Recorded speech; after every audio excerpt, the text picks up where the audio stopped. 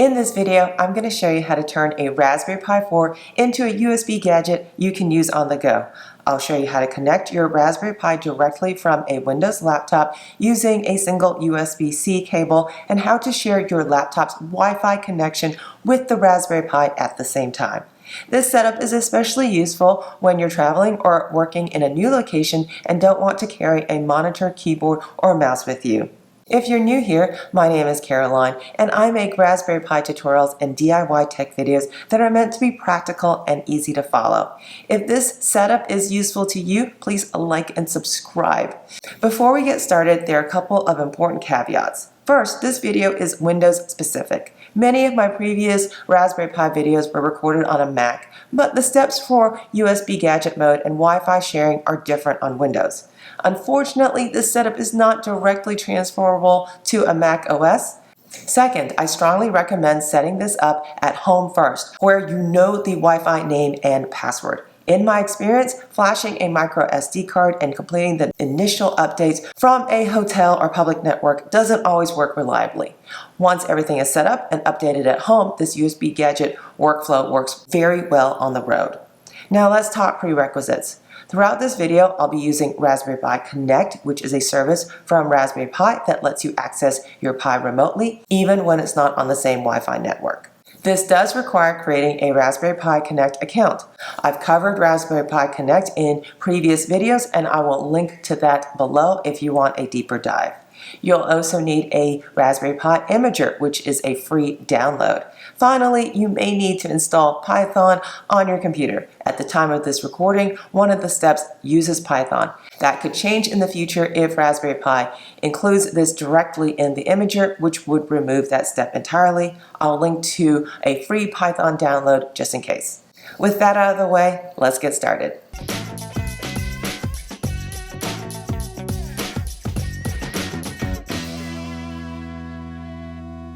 The items you'll need for this project include your Raspberry Pi 4 or Raspberry Pi 5. This is not going to work with a Raspberry Pi 3. Now, to power my Pi, I'm going to use a USB-C to USB-C cable, and I'm going to connect it to the Raspberry Pi on one side, and then on my laptop, which is a Windows laptop I am going to plug it into the USB-C port on my Windows laptop. Now, I will need to flash a MicroSD card. This is my MicroSD card. Now, you have options here.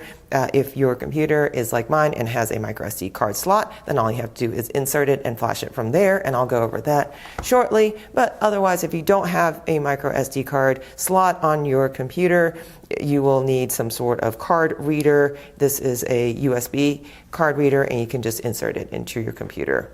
And those are the items you will need for this project.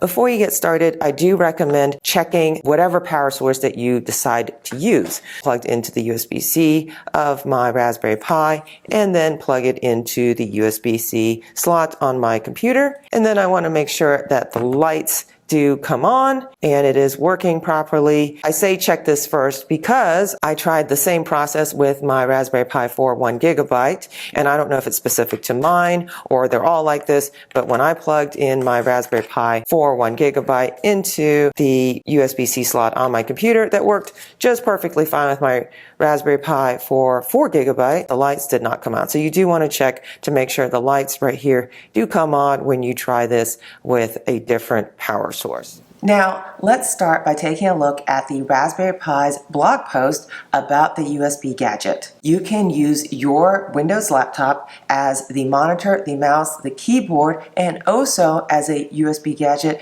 sharing your internet from your Windows computer to your Raspberry Pi through the cable. For a Raspberry Pi 4 or 5, which is what I'm going to use in this tutorial, we're going to use a USB-C cable. For a Raspberry Pi Zero W, which I'm going to cover in the next video, we are going to use a micro USB to USB cable, and that's pictured here. It works with Raspberry Pi OS Trixie, and I'm going to go down to, enabling gadget mode the easy way, Raspberry Pi Imager 2.0. And let's talk about generating a capabilities enhanced manifest. And if you click that link, it will take you over to their GitHub page. specifically to a document, and we're going to talk about generating a local manifest file. The way you do that is you click on Create Local JSON, and you want to just hit download. You want to download that file. So we'll do that now. Next, you want to open that file and you want to run it with the online capabilities, OTG, device capabilities, USB. Let's go and do that now. You can do that through a command prompt. So you'll have to go over to Downloads, and you can run it using Python. Python 3, the command that they give you with all of the parameters, and it wrote 176 images with that. So let us close that out. And let's take a look at our downloads folder now. And it created this file, os_list_local.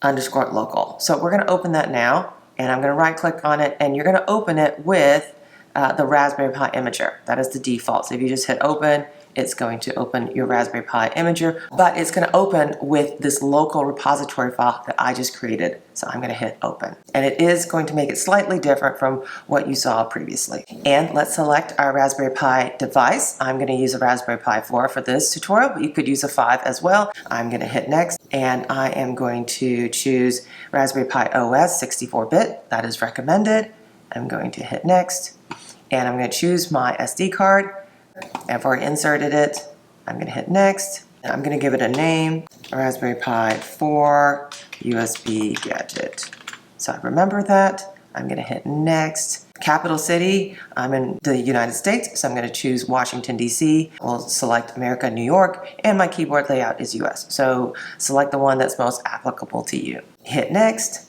And then, very important, remember your username and password that you chose right here. I choose admin. I've already typed in my password in a previous video, so it's just gonna save that. I'm gonna hit next. Next, you want to type in your network name, your Wi-Fi name, and your Wi-Fi's password. I've already done that in a previous video, so it saved that information. You do need to know your Wi-Fi name and password. Next, I want to enable SSH. Yes, I do want to do that. And use password authentication. That's the password you set up when you set up your admin login and password in a previous screen. Next. And then, do I want to enable Raspberry Pi Connect? Yes, I do. We just talked about having a login and password for Raspberry Pi Connect. I'm going to click on that. Then I'm going to click Open Raspberry Pi Connect. And since I'm already logged in, it's going to ask me if I want to create an authorization key and launch the Raspberry Pi Imager. I'm going to click Yes, I do. Open the Raspberry Pi Imager. Yes. And then I'm going to go back to that Raspberry Pi Imager, and I'll see that the authentication token has been filled in. That's what I'm looking for. And now I can hit next. And here is the most important part, because we're doing USB Gadget Mode. You want to enable USB Gadget Mode. So make sure it is lit up. Make sure it's not in the off position. It needs to be in the on position here. And I'm going to hit next. USB Gadget Mode warning. There's more documentation you can read, but I understand that I'm doing USB Gadget Mode. So I'm going to hit I understand, continue. Now I'm ready to flash my microSD card, and I'm going to hit write. And then it asks me if I would like to erase all the data. Yes, it will erase all the data. So make sure if you had some pictures on here or something you needed on here, make sure you get that off first. And now I'm going to hit I understand, erase and write. And now this is going to take a while, so I will be right back. And I have completed flashing my microSD card here, and I'm going to click on Finish.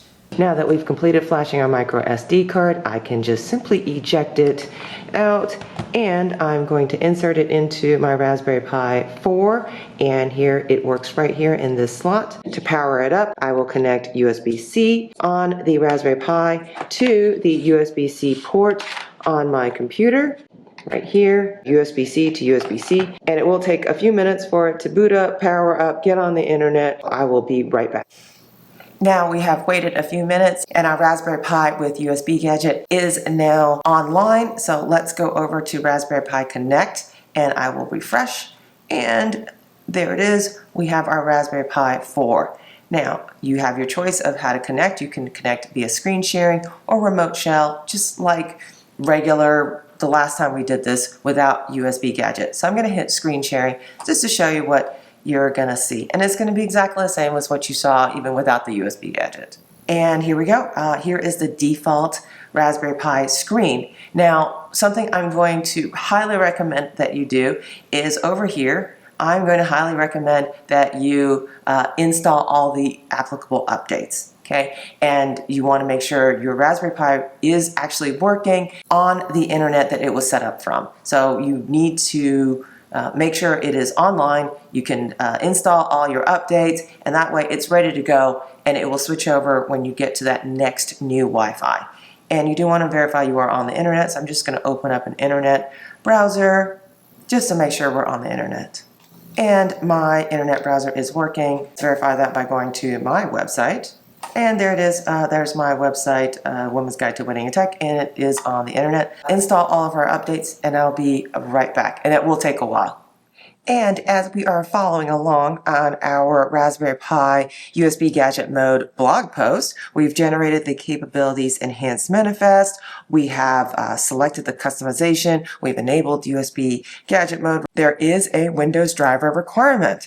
You do need to download and run this RPI USB Gadget Driver Setup.exe. So I will click on that. Just to show you how it works, on a Windows computer, you would download the executable file and then you would run it. So let's open that up. That's all you would have to do. It's very straightforward and simple. Let's go into Internet Sharing Connection.